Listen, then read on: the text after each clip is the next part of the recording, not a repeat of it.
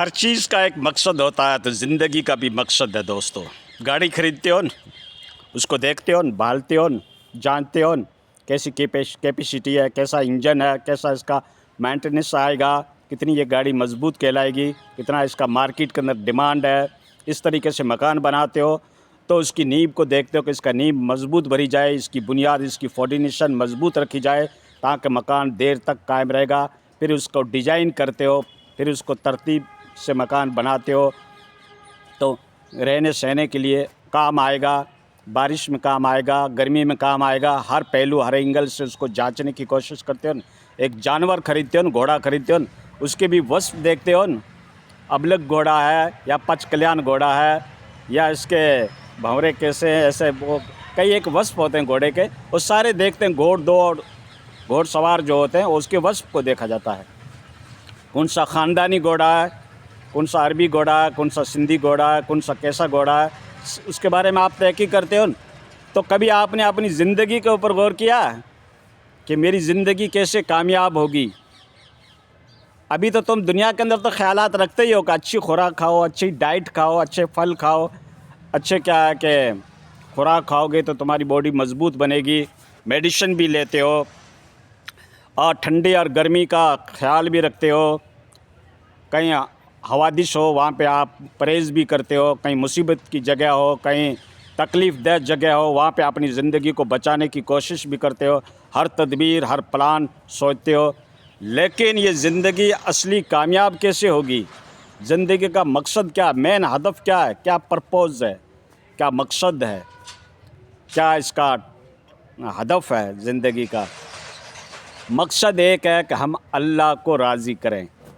जब रब राज़ी हो जाएगा तो सब राज़ी हो जाएंगे, और जब रब नाराज़ होगा तो चाहे सब राज़ी हो, CM PM व उज़रा, तुम्हारे यार दोस्त, फ्रेंड्स सर्किल सारा राज़ी हो जाए, अगर रब नाराज़ है तो तुमको आखिरत में कोई बचाने नहीं आएगा, तुम्हारा कोई हमदर्द नहीं बनेगा, तुम्हारी कोई सपोर्ट नहीं करेगा। मरने के बाद असली ज़िंदगी चालू होती है। ये तो लाइफ का डेमो है, डेमो। आप डेमो देखते हो न, एक टेलर देखते हो न किसी चीज़ का, तो ये ज़िंदगी का टेलर है जो आप 70 साल, 80 साल, 100 साल जी लो, उसके बाद तो एंड है ना। उठा मेरा जनाजा भी मेरी बारात बनकर। कई जनाजे आपने उठाए, कई दफनाए, लेकिन फिर भी आप गौर नहीं कर रहे हो कि ज़िंदगी का असली मकसद क्या है। कुरान भी मकसद बयान करता है, वमा खलक़तुल जिन्न वल इंस इल्ला लियअबुदून। हमने जिन्नात और इंसान को अपनी बंदगी के लिए पैदा किया। क्या हम अल्लाह की बंदगी कर रहे हैं? हम ज़िंदगी में कितनी नमाज़ पढ़ रहे हैं या छोड़ रहे हैं?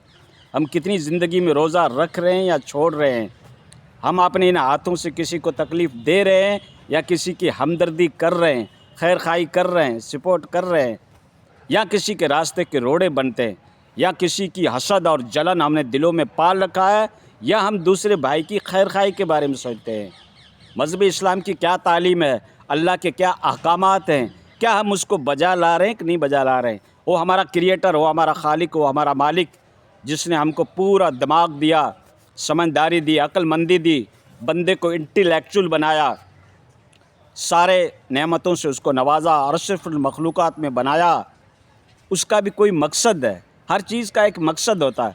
मकान बनाते हो, उसका मकसद कोई छत होगी, तैयार होगी, बारिश से बचेंगे, इस तरीके से गर्मी और सर्दी का ख्याल रखते हो। लेकिन ज़िंदगी को आप ऐसे ही तबाह कर रहे हो अपने हाथों से, और फिर तवक्को करते हो कि हाँ सब कुछ ठीक रहेगा। तो दोस्तों, ये ज़िंदगी जो हम गुजार रहे हैं ना, ये ज़िंदगी का डेमो है, ज़िंदगी का टेलर है, लाइफ का टेलर है। असली ज़िंदगी मरने के बाद चालू होगी, जहाँ मौत को भी मौत आ जाएगी। मौत को अल्लाह मार देगा, कभी मौत नहीं आएगी। मरने के बाद जो ज़िंदगी मिलेगी उसको कभी मौत नहीं आएगी, जन्नत और जहन्नम वाली ज़िंदगी को।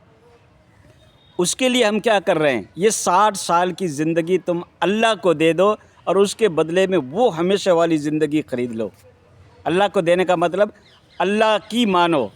अल्लाह को तो सभी मानते हैं, लेकिन अल्लाह की मानो। कहते हैं हम अल्लाह को तो मानते हैं, अल्लाह को तो मानते हैं, लेकिन अल्लाह की नहीं मानते।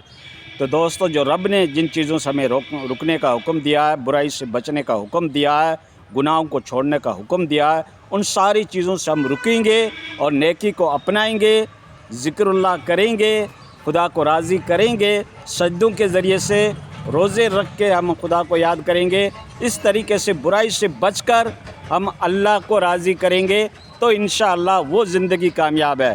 پھر آپ پوچھتے ہیں کہ قیامت کب آئے گی؟ اس کا علم تو اللہ کے پاس ہے، عندہ علم الساعہ، اللہ کے پاس ہی قیامت کا علم ہے، باقی نبی تک کو نہیں بتایا گیا قیامت کون سے سن میں آئے گی۔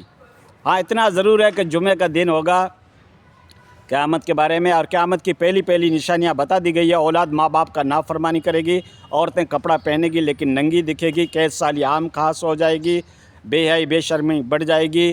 تو یہ تو ساری نشانیاں آ رہی ہے۔ پھر اب یاجوج اور ماجوج، اور اس کے بعد پھر مغرب سے جب سورج نکلے گا تب سمجھو آخری نشانی ہوگی۔ تو دوستو قیامت تو آ جائے گی، لیکن حدیث میں کہا گیا جو مر گیا اس کی قیامت کھڑی ہو گئی۔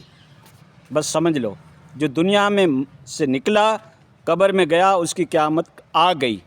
یہ حدیث کی بات بتا رہا ہوں میں آپ کو، حدیث کی میری بات نہیں بتا رہا ہوں، ٹھیک ہے؟ ہاں تو حضرت عثمان غنی جب قبر کو دیکھتے تھے تو اتنا روتے تھے کہ آپ کی داڑھی مبارک آنسوؤں سے تر ہو جاتی تھی۔ کسی نے کہا آپ جنت اور جہنم کے ذکر سے نہیں روتے، اتنا قبر کو دیکھ کر کیوں روتے؟ حضرت عثمان غنی نے کہا کہ یہ آخرت کی منزل میں سب سے پہلی منزل ہے، یہاں سے جو پار ہو گیا وہ آگے بھی پار ہو گیا۔ تو دوستو اس قبر کی زندگی میں کیا عالم بنے گا، کتنے ہم نے گناہ کر رکھے ہیں، کتنے ہم نے پاپ کر رکھے ہیں، کتنا کسی کا حق مار رکھا ہے، کتنا کسی کو تکلیف دے رکھا ہے۔ تو دوستو غور کرو اپنی لائف کے اوپر، پرتیک ویکتی، ہر انسان اپنی زندگی کے اوپر غور کرے کہ میں نے میری زندگی میں کتنے اپرادھ کر رکھے ہیں، کتنی خدا کی نافرمانیاں کر رکھی ہے، کتنی نمازیں چھوڑ رکھی ہے، کتنا کسی کو تکلیف دے رکھا ہے، کتنا جھوٹ بول رکھا ہے، غیبت کر رکھی ہے، چغلی کر رکھی ہے، مجھے مرنا تو ہے۔ تو دوستو جب یہ باتیں آپ یاد کرو گے تو زندگی میں ایک ریمینڈی آئے گی، ایک اصلاح آئے گی، تمہاری زندگی امپروو ہوگی، برائیوں سے بچو گے، بھلائی کو اپناؤ گے۔ تو غور کرنے کا ابھی مقام ہے، مرنے کے بعد کوئی آپشن نہیں، کوئی اپرچونیٹی نہیں، کوئی موقع نہیں، کوئی محل نہیں کہ دوبارہ آپ عمل کرو۔ ابھی کر سکتے ہو، زندگی حیاتی کے اندر، لائف کے اندر تم کوئی بھی نیکی کر سکتے ہو۔ سبحان اللہ، الحمدللہ، اللہ اکبر، یا واسع الفضل اغفر لی، یا حی یا قیوم برحمتک استغیث۔ دوستو آپ کو میں دو چیزیں دعا کی بابت ایسی بتا رہا ہوں جو بہت ہی سپر ہے۔ ایک دعا ہے ربنا آتنا فی الدنیا حسنۃ وفی الآخرۃ حسنۃ وقنا عذاب النار۔ اے اللہ ہماری دنیا بھی سنوار دے، دنیا بھی کامیاب کر دے، دنیا میں بھی حسنات عطا فرما، اور آخرت کے اندر بھی ہمارے حسنات کا معاملہ فرما۔ تو یہ دعا آپ کرو گے تو آپ کی یہ دنیا اور وہ دنیا دونوں سنور جائے گی، ہے نا؟ بہت بہترین گولڈن دعا۔